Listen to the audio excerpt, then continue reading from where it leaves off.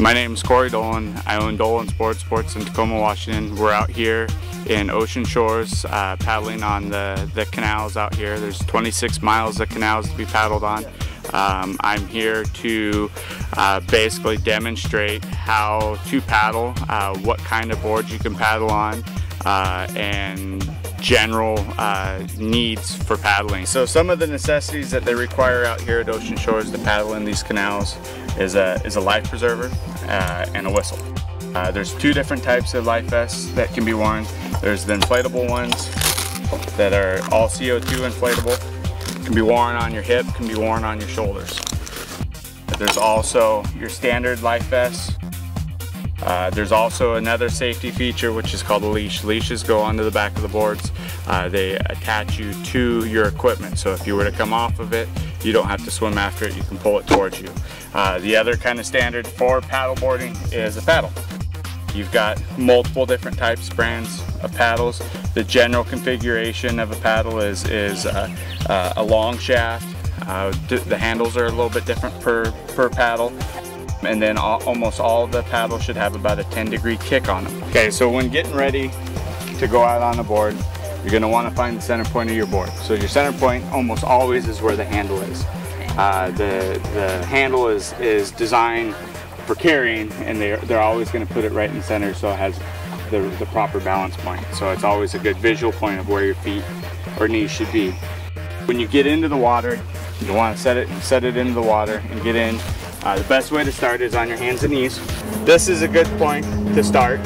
So as you start to get comfortable with the balance point, you can now grab your paddle and pull it out from between your legs. And as you put it across the board, and then you can go ahead and lean back onto your knees. Nope, stay on your knees and start to paddle. You'll want to paddle on your knees to get comfortable at first. Okay. Keeping your blade in the proper direction with the angle out away from you. You'll want to just start to paddle being comfortable on your knees. You'll start to feel the balance point of the board. As you go, you start to feel comfortable. You'll want to put the handle back in between your legs just like you started, and then you could start to work your way back up onto your feet. So go ahead and put the handle back through your legs. Yep. And then you'll want to put your hands right on the board. Yep, and bring your feet up to where your knees are. And then go ahead and grab your paddle with one hand, and then stand up. And then you'll get into your comfortable stance, and then you'll continue to paddle forward.